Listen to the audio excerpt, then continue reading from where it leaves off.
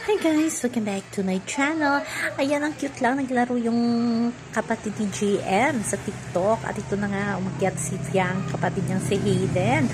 At kakagula si GM. Ayan, nandoon sa bahay ni na Fiang. Kahit si Lander, naggulat parang andyan daw yung kapatid ko O diba? Saan kayo dyan? At ito pa ang nakakaloka at nakakagulat. Tinawag ni GM na bayaw itong si Hayden.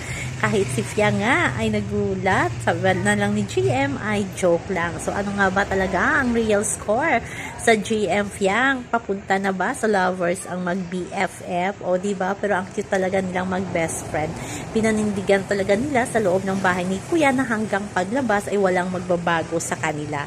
Sa kanilang dalawa, sila pa rin dalawa ang magkakampi. Kaya abangan lang natin ang more ganap mall show ng GM Fiang sa mga darating na linggo. So yan lang po guys ang ating update. Sa ngayon hanggang sa muli. Bye-bye. Always remember, wag po tayong magpaka-stress. Please like, share, and subscribe my channel para ma-update kayo sa mga bagong upload.